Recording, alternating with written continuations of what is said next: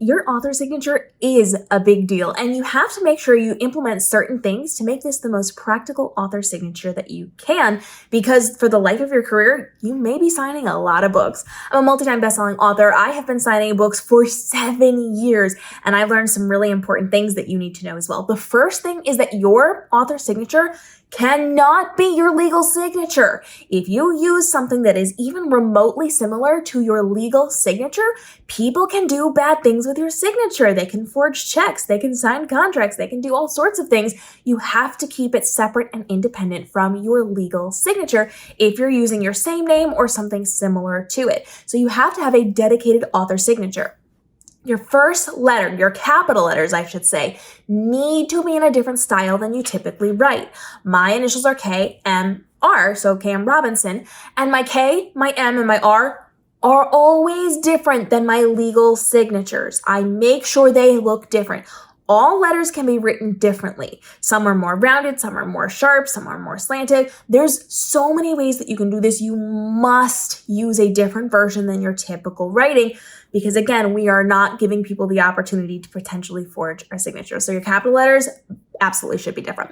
Now, the rest of your signature should have at least some recognizable letters. I understand that signatures can be long, so your goal is to keep this as short and concise as possible.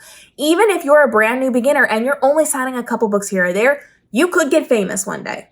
What happens when you have to sit at New York Comic Con and sign for hundreds and hundreds of people? Or what happens when you get a big book deal and you are signing hundreds or thousands of books on pre-order? What happens if you're doing a book box as an indie author and you have to send out thousands of signatures? That is going to really hurt your hands and your wrists. So the shorter you can make it, the better it's going to be for you. So like I said, change your capital letters and then make sure you have a couple of identifiable letters. So my name is K.M. Robinson. K.M. are very easy for them to find out. But the rest of my Robinson part of the signature, I have to have at least some recognizable letters. I kind of like to do the scribble at the end because it's easy for me to do. It saves my fingers, it saves my wrists, it saves me time and effort, and it makes it harder for people to copy or maybe easier, I don't know. But I like to make sure I kind of do the R-O-B and then I kind of do a little scribbly, and that's a way for me to save a little bit of time and effort. It's still there, it's still legible, people can easily identify it, but it is going to be my unique author signature that is radically different than my legal signature. I have very, very different and independent signatures, even though I'm using my same names, right? So this way, I am able to then get a lot of those done while I'm at a book signing or event or pre-order, whatever it happens to be.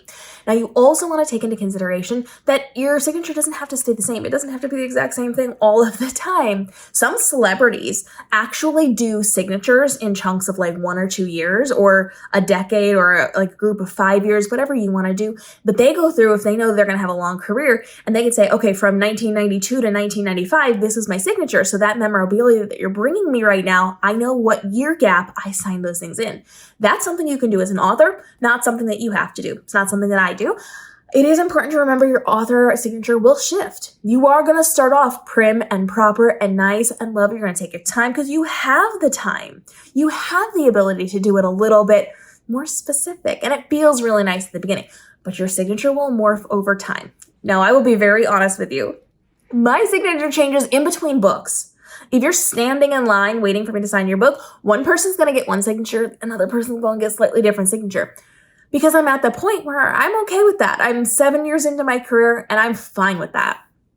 You can decide what is going to be right for you, keeping in mind that you need to keep it as short and concise as possible, recognizable in some way, shape, or form, and very different than your legal signature to make sure you have something that is specific to your author career. I do recommend practicing this. I recommend going through the process of sitting there and signing a piece of paper over and over and over and over and over and over and over again.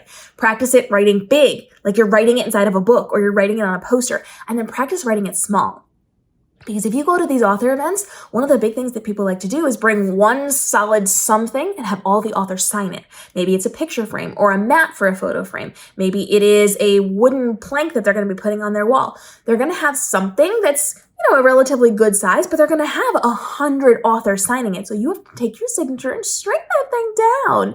And so you need to practice it writing big, and you need to practice it writing it small, and make sure it's real easy. Then develop that muscle memory with it. Sign it so many times that it becomes real easy so that you don't have to think about it, because your author signature is different than your legal signature. Signing a check, signing a contract, signing documentation with your legal signature is not something you have to think about. It's how you write.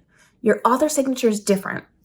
So if you don't practice this over and over again, instead of being able to look at the person you're talking to and have a conversation and maintain that conversation, because those people, when they come to your book signings, they only get your attention for 60 seconds. You say hi, they tell you their favorite part of the book, they say something nice to you, you sign it, you take a picture, and then it's off to the next person because there's a line waiting to see you. So you have to be able to develop that as muscle memory so that it is so easy for you to do, it becomes second nature, so that you can give that limited attention that you're able to give to those people to the person and not to figuring out how to remember to sign that name inside of the book. So do it over and over and over again. Make sure it feels comfortable, make sure it feels good, make sure you're happy with it. And then the more you do it, the more you're going to have that muscle memory and the easier it's going to be for it to be second nature to sign your author signature. Then you just have to remember not to put that one on your checks or your legal documentation. You got to make sure you keep those two parts of your life separate. But making sure that you've got something unique and something that is going to